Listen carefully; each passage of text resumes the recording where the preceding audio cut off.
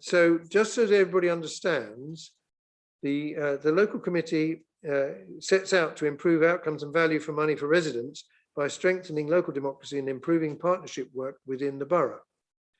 It is a meeting in public. It is not a public meeting. Now, as it happens, we don't have any public hearing, so that comment is not relevant, but just for future reference, it is a meeting in public.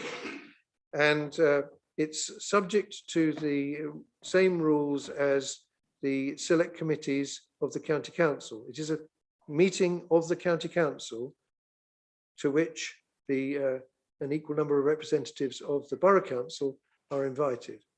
So that's the makeup of the committee, and generally speaking, in my experience, that works quite well. And as I was around at Waverley before this system was introduced, I can tell you that it's over the years it's been dramatically superior to what we had before. So it has worked reasonably well. There are one or two people around the room who've been here on this committee about as long as I have. So I think they would agree with that. So first of all, we need a bit of housekeeping. The facilities through the door at the back there, and then there's some guidance from there. Emergency procedures: if there is an emergency, the building has to be evacuated, and we all have to leave as rapidly as possible. Emergency meeting points on the green, adjacent to the Berries car park, between here and the public car park, if you will, which the Crown Court car park, as you may know it. Councillors and members of the public should accompany the chairman and officers and remain together until the senior officer present has accounted for all the persons known to have been on the premises. And I'll now go around and ask members and officers to introduce themselves. Let's start with the Vice Chairman. Thank you, Chairman. I'm the member for Farnham Central. You have to tell me your name as well in case I can't see. Sorry, Andy McClellan. Thank you, Chairman. Okay, so who's next to the members? Yes, Kevin. Yes, good morning. Kevin Denis. I'm the County Councillor for Eastern Villages, Waverley. Paul. Good morning. Paul Fires, the County Councillor for Godalming South, Milford and Whitley Division. John. Thank you, Councillor John Robini from Hayesmere. Let's go back right. Well, we come. Catherine, you go first. Yeah. Catherine Powell, I'm the councillor for Farnham North. Go on, keep going around. Yeah. Michaela Martin, I'm councillor for Farnham South. Do we at the same time declare any interests? Not yet. Okay, thank you. Now then, we have members of the Waverley. Let's start over with Jerry. Jerry Hyman, a Waverley member for Farnham Firgrove. Who else have we got? Carol. Carol Coburn, Waverley member for Farnham Bourne. Christine. I'm Christine Baker. I'm Waverley member for Milford and resident in Hambledon. Liz. Surrey County Councillor for Cranley and Newhurst, Liz Townsend. John, would you like to introduce yourself? Yeah. Okay, so let's go around here. Cool. Thank you, Chair. Mark Merriweather, Waverley Borough Councillor for Webber and Batcholly. John. John Neal, Waverley Councillor for Farnham Firgrove. Have I missed anybody else? No, I think that's it. Good, thank you. So that's everybody. And officers, would you like to introduce yourselves? Let's start with Joe, and then you can introduce the others. I'm Jo Long. I'm partnership lead at Surrey County Council, and I'm committee officer for this morning. Oh, you didn't have it. Yeah, you haven't got it pointing right. Do that again. Apologies, I haven't been in a public meeting for a while. I'm Jo Long. I'm partnership lead at Surrey County Council and your committee officer for this morning. Who else have we got? Would you like to introduce your table? Yes, I'm Elaine Martin. I am the programme lead for the Farnham Infrastructure Programme at Surrey County Council. And I have colleagues Chris Greenwood from Atkins and Thomas Gez from Atkins as well. Okay. And Atkins are involved because? They are the designers of the scheme. Okay. 20 mile an hour speed limit. Just so everybody understands that. Jolly good. Thank you very much. So now we come to public questions and answers. And so actually I've got Mr. Osborne down for that here. Should I? That was the the informal question and answer session. Oh, I So see. Okay. we've done that part. Okay, we've skipped that. Okay. So apologies for absence. I have apologies from Councillor Steve Cossa, Councillor George Hesse, and Councillor Trevor Sadler. Is anybody aware of any other? Chair, may I Yes. give apologies on behalf of Councillor Penny Rivers? Yep. Thank you. You had mentioned that. Anybody else? No. Good.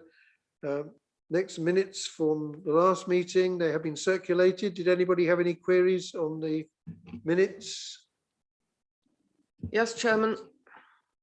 Oh, Christine.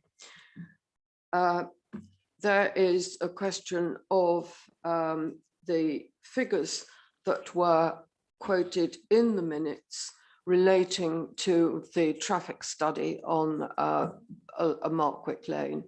Though, as you know, because you have been here a long time, as have I, there is a disagreement over the vehicle, the HGV movements, and Christine, this has not been made clear in the minutes. I just want to flag it up because we have So a it's an lot of omission. new councillors here. Maybe we wouldn't make a comment about it if it weren't for the fact that we've got a lot of new councillors who won't have been following the detail and the lack of progress. Christine, this is not a discussion as a minute. This is a statement of, are you saying that there is an irregularity in the minutes themselves? I am, but Okay. I'm far more concerned about getting a solution to the problem. No. That's not for this item. So what do you think the minutes should say that they don't? I haven't prepared a form of words because it is technical, and I'm going to suggest that we actually leave out the figures because they're in dispute. I don't think it's a good idea to have figures that are in dispute. The question in the is, minutes. were those the figures that were reported at the meeting? I believe yes. There were other figures. Whether they're accurate or not is a later discussion. No, because there's a dispute about the figures, and that it is Christine, not reflected in the minutes. Were those the figures that were reported? I think they were. Then they're not accurate in that they don't contain the whole story. That's not the point. This is not arising from the minutes.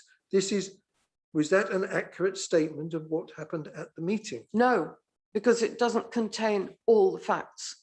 Well, that's always the case. It's not supposed to have every single fact. Well, you can't leave out what's relevant, what's highly relevant. Sure. Well, as long as members are aware of the fact that there is a difference of agreement. I hear what you're saying. Joe. Chairman, I was just going to agree with yourself. The minutes are a record of what happened at the meeting.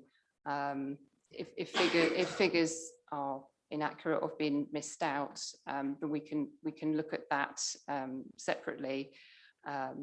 But if the minutes were a correct record of what was said and at the meeting, that is the aim of this item, just to make sure that they are a correct record. But they're not a verbatim, Christine. They're not a verbatim. They're not a verbatim report on the meeting. No. So they're reporting what the figures were stated to be. Now, yes, you're perfectly entitled when we come back to that subject to say that was the figures were incorrect. That's a perfectly valid thing to say.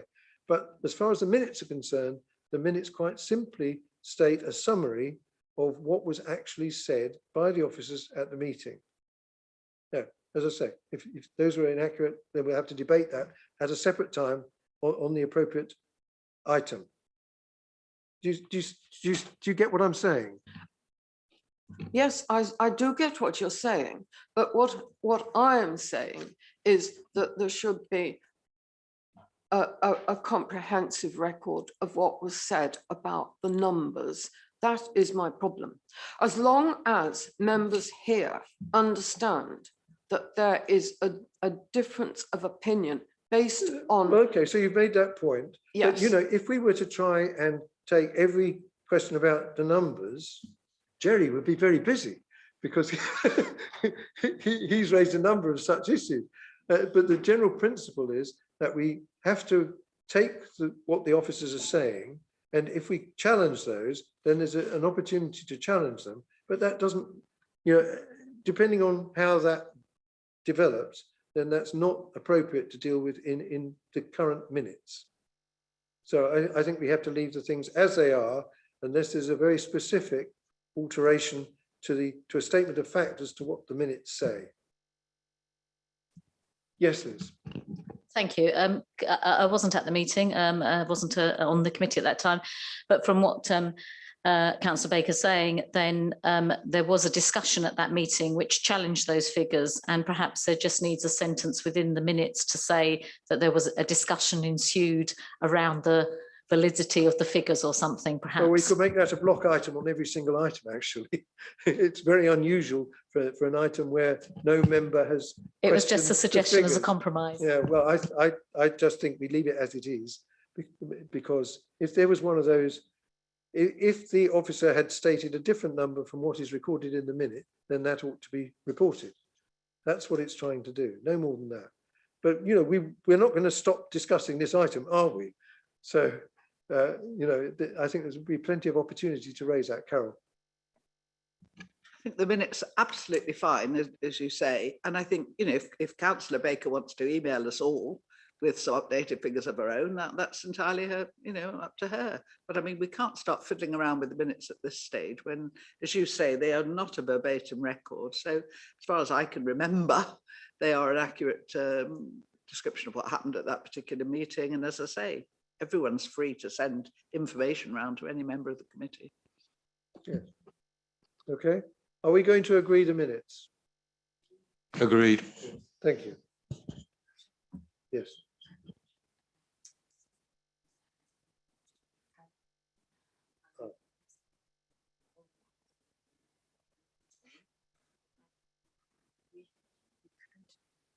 Briefly adjourn and take it as an informal Oh, question and then re-adjourn. Okay, I thought she was going to get Kevin to speak for her, actually. That's the Right, agreement I okay. made with her. Okay, I'm going to ask for a very brief adjournment because there was a lady who had been seeking and had given us notice that she wanted to make an informal question, but for some reason the telephony system wasn't working in the way that we would have wished it to do. And now contact has been made. Can I agree to a brief adjournment and drop back into the informal session? Is that okay?